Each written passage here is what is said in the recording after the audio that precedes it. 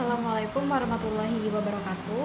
Kami dari kelompok 10 mata kuliah manajemen pemasaran akan mempresentasikan mengenai materi 1. Sebelumnya saya akan memperkenalkan nama-nama anggota kelompok kami. Yang pertama yaitu ada saya sendiri, Arifatul Ainur Izzah, NIM 1903211001113, Novia Faradila Nur Basmalah, NIM 1903211000041, Aini Mabruhatin dengan NIM 1903211000005. Dan yang terakhir yaitu Suci Firdaus, NIM 1903211000026. Nah, mengenai pembahasannya terdapat 3 poin. Yang pertama yaitu konsep inti dan filosofi manajemen pemasaran. Poin kedua yaitu peranan dan fungsi manajemen pemasaran. Dan poin ketiga yaitu audit pemasaran dan juga studi kasus. Baiklah, untuk poin pertama yaitu mengenai konsep inti dan filosofi manajemen pemasaran. Sebelumnya, mengenai pengertian konsep inti manajemen pemasaran adalah kebutuhan, keinginan, dan permintaan. Orientasi dari kebutuhan, keinginan, dan permintaan adalah pelanggan yang menjadi target pasar. Pelanggan memiliki kebutuhan untuk mendapatkan kepuasan dasar benar dan selalu memperbarui dengan perkembangan zaman. Nah, maka dari itu, setiap bisnis harus mampu mengidentifikasi dan mengukur banyaknya masyarakat yang menginginkan produk sebelum menentukan strategi pemasaran. Mengenai filosofi manajemen pemasaran terdapat 5 poin, yaitu yang pertama, konsep produksi, yang mana menyatakan bahwa pelanggan akan menyukai produk yang mudah didapat dan tidak terlalu mahal. Untuk yang kedua yaitu konsep produk yang merekomendasikan bahwa pembeli akan menyukai barang-barang yang memiliki kualitas, kinerja, dan atribut yang lebih baik daripada produk biasa. Nah, untuk yang ketiga yaitu konsep penjualan. Pada dasarnya mencerminkan kemungkinan bahwa pelanggan tidak akan membeli produk perusahaan kecuali dengan promosi komprehensif serta penjualan aktif yang dilakukan oleh perusahaan. Nah, untuk yang keempat yaitu konsep pemasaran.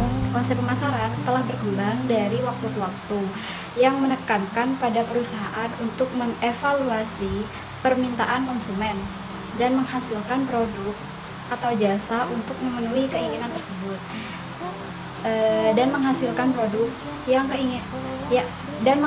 produk dan layanan yang lebih baik daripada pesaingnya. Nah, untuk yang terakhir yaitu poin kelima, yaitu konsep pemasaran sosial atau berkenaan dengan masyarakat.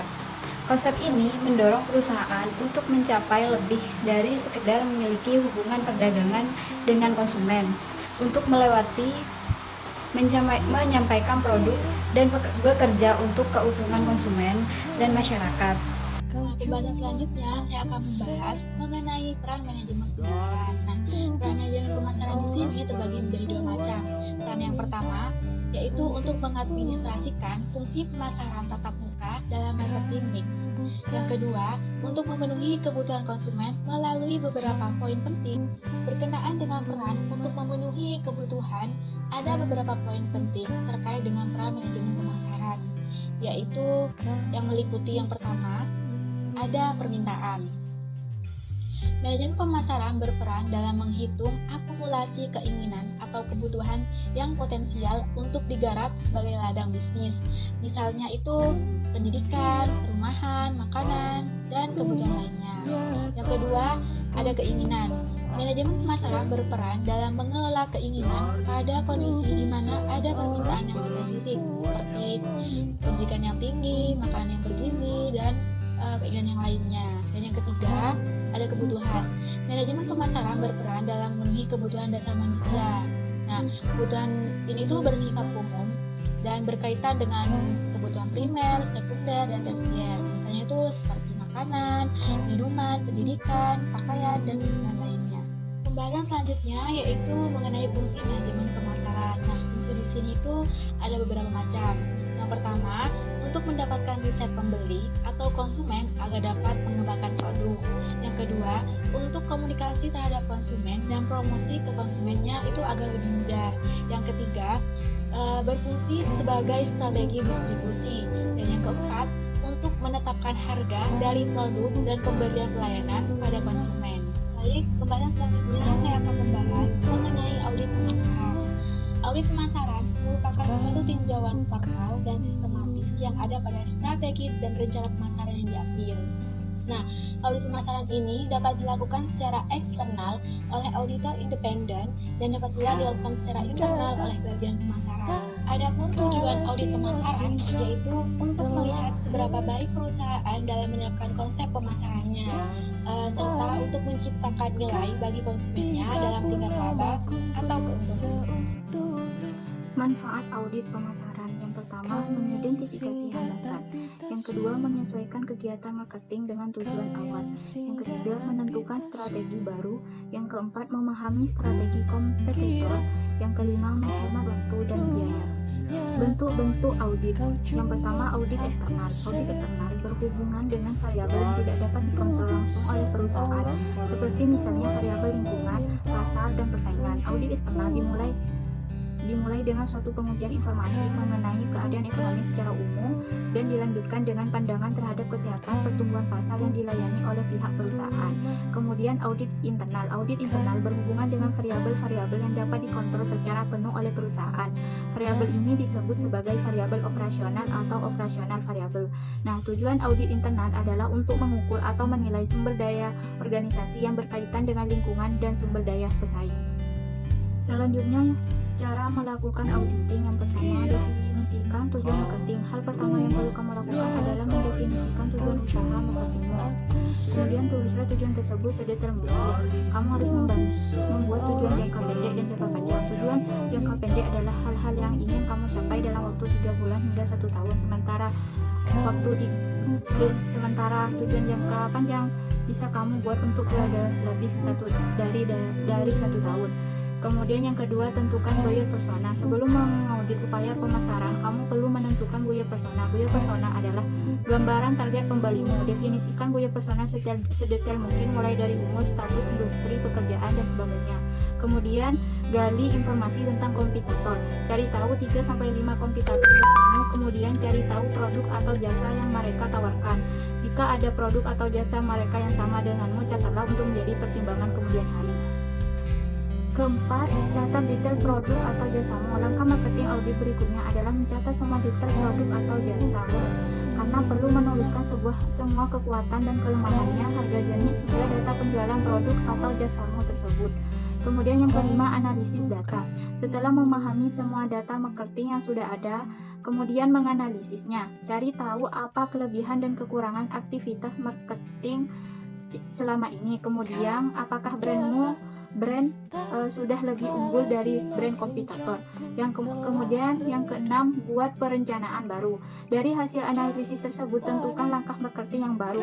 Langkah tersebut juga bisa berupa perbaikan dari upaya-upaya sebelumnya. Kemudian, kapan dan siapa yang melakukan audit pemasaran? Pemasaran termasuk suatu fungsi yang terbilang sangat rumit. Karenanya, dalam audit pemasaran ini sangat perlu untuk mewujudkan suatu analisis secara menyeluruh, paling tidak setahun sekali, yang dilakukan di awal siklus, yakni terhadap perencanaan. Audit menjadi dasar untuk menetapkan tujuan dan strategi. Dengan demikian, audit pemasaran sangat penting dan perlu mendapat perhatian dari perusahaan. Kemudian, asumsi dalam audit pemasaran. Setiap perusahaan memiliki penentu utama terhadap keberhasilan yang harus diasumsikan sebelum proses perencanaan dapat diteruskan.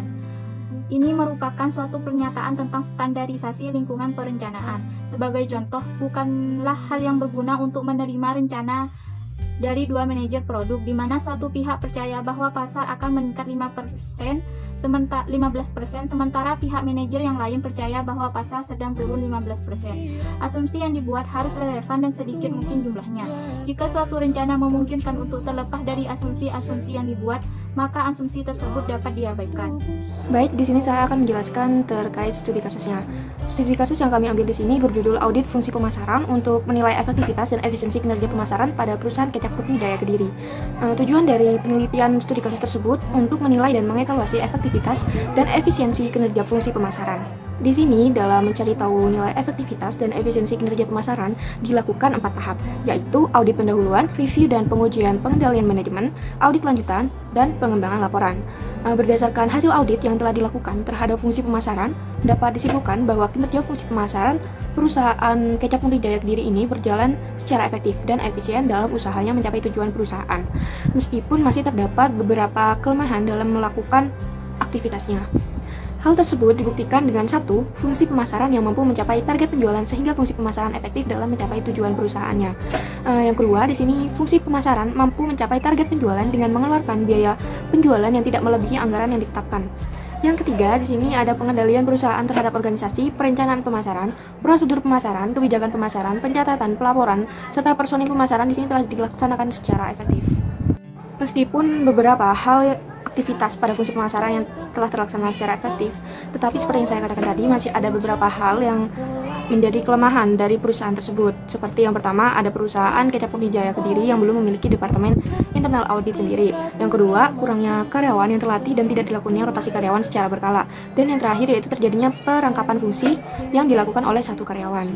Nah, dari kelemahan itu, seharusnya perusahaan Kecap Putih Jaya Kediri membentuk departemen internal audit sendiri dan melaksanakan tanggung jawabnya sehingga bisa membantu para manajemen di perusahaan. Selain itu, perusahaan juga harus melaksanakan pelatihan karyawan yang memadai secara berkala untuk meningkatkan keahlian kerja karyawan dan melakukan rotasi karyawan secara berkala. Kemudian juga, perusahaan Kecap Putih Jaya Kediri seharusnya bisa melakukan pemisahan fungsi terhadap fungsi penerimaan kas dan fungsi akuntansi untuk menghindari timbulnya kecurangan. Dengan begitu, seluruh kelemahan yang terdapat pada perusahaan tersebut bisa teratasi dengan baik dan aktivitas fungsi pemasaran bisa berjalan dengan lancar. Mungkin cukup sekian yang bisa kami sampaikan. Kurang lebihnya kami mohon maaf. Wabillahi taufiq wal hidayah. Wassalamualaikum warahmatullahi wabarakatuh.